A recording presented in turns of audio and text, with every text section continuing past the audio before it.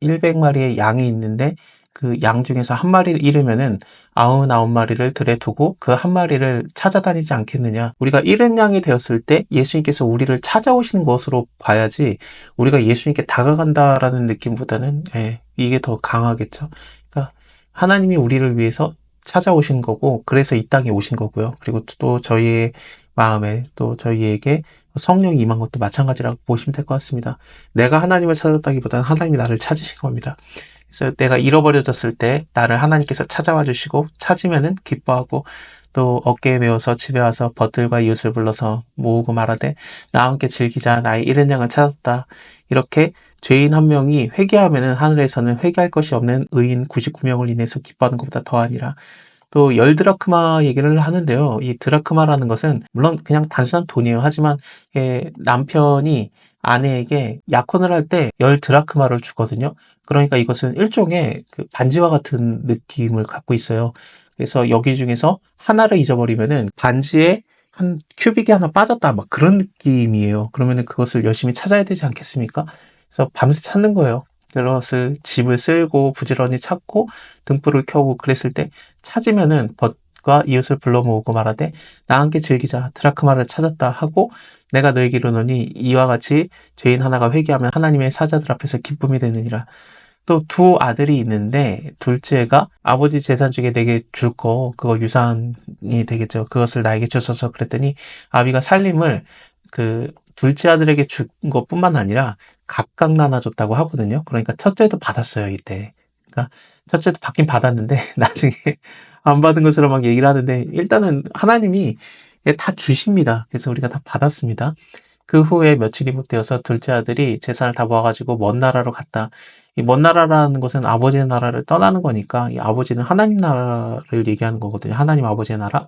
그러니까 하나님과는 상관없는 나라에 가서 허랑방탕하게 살다가 거기서 재산을 다 없애고 또 없앤 후에 그 나라가 크게 흉년이 드니까 그제서야 진짜로 배고파진 거예요.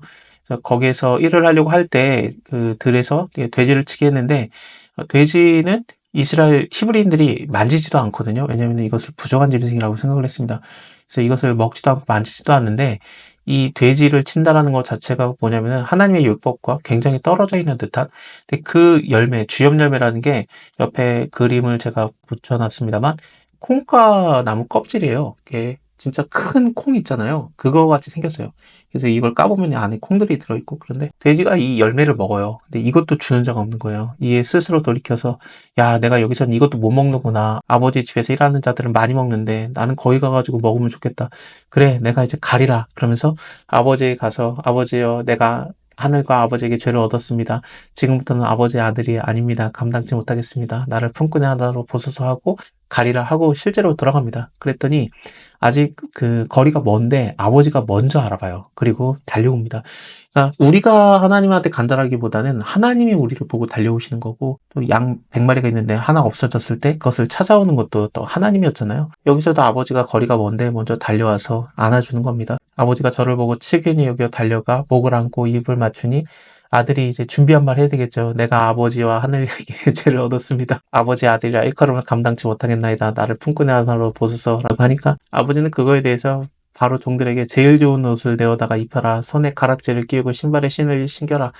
이 가락지를 끼운다는 것은 아버지의 아들로 다시 인정을 한다라는 뜻이고 또 옷을 입힌다라는 것은 지금까지의 모든 더러움이 묻어졌던 것을 벗기는 우리 부끄러움을 가려주는 겁니다. 마치 아담과 하와의 벗었음을 하나님이 가려줬듯이 그런 느낌이 듭니다. 하나님이 우리의 죄를 가려주는 거 이거 다 마찬가지 내용들입니다.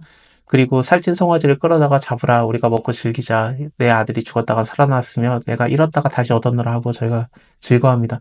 마다들은 밭에 있다가 돌아와 봤더니 막 그 파티 소리가 들리니까 종 불러가지고 이거 무슨 일이냐 그랬더니 당신의 동생이 돌아왔습니다. 당신의 아버지가 그의 건강한 몸을 다시 받아들이게 되어서 살찐 송아지를 잡았나이다. 그랬더니 이 첫째 아들이 왜 화를 내요. 즐겨하지 아니하고 그러니까 아버지가 나와줍니다. 집에 있는 아들도 일종의 집에만 있지 아버지와의 관계가 안 좋아요. 왜냐하면 여기서 아버지 그러는데 실질적으로 헬라어를 보면은 큰아들은 한 번도 아버지라고 안 말해요. 그냥 당신의 아들 막 이런 식으로 얘기하면서 아버지를 아버지라고 인정하지 않습니다. 그냥 일만 하는 거죠. 그러니까 율법주의적인 거.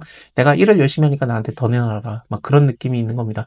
처음에 받긴 받았어요. 둘에게 각각 그 재산을 나눠줬다라고 했잖아요. 그래서 받긴 받았고 또 아버지 집에서 살고 있으니까 아버지의 것이 다 자기 거고 그런데 이런 상황에서 동생이 다 없어지고 왔는데 왜 그를 갖다가 맞아주는가. 물론 그에게 더 재산을 준다. 아버지가 더 재산을 줬다. 그런 얘기는 없습니다. 어쨌든 그냥 싫은 거예요. 아버지한테 얘기하는 게 내가 여러 해를 아버지를 섬겨 정확하게 당신을 섬겨 명을 어김이 없거늘 내게는 염소 새끼라도 나와 내 벗을 위해서 즐기게 하신 일이 없는데 아버지의 살림을 다 창기 함께 먹어버린 이 아들이 돌아오매 이를 위해서 살찐 송아지를 잡으셨나이다.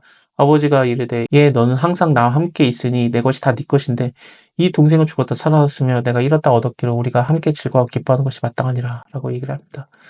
우리는 그 자식입니다. 우리가 버려진 자식이었고 아버지와의 관계는 필요 없고 물건이나 내놓으소서라고 하는 둘째 아들일 수도 있고 아니면은 먼저 받기는 받았는데 나 덜 받은 거 아니에요 하면서 하나님한테 따지고 있는 그런 첫째 아들일 수도 있습니다. 하나님이 다 우리에게 주신 건데 우리 만족하지 않은 거죠. 저번에도 우리가 본 대로 그 예수님을 물건을 나누는 자로 보는 거 있었잖아요. 그 12장 13절에 동생이 와가지고 그렇잖아요. 이렇게 형이 다 가져갔습니다. 나도 좀 받게 하소서 그랬더니 나를 왜 물건 나누는 자로 세웠느냐라고 예수님이 탐심을 물리쳐라 라면서 얘기했던 거. 이 부분도 굉장히 연상이 돼요. 결국에는 우리가 여기서 많이 못 벗어나나 봐요.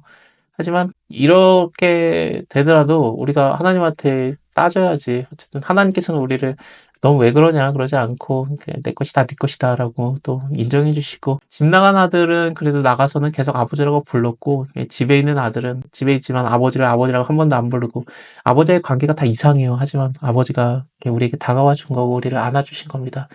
그 놀라운 아버지가 우리 하나님 아버지입니다.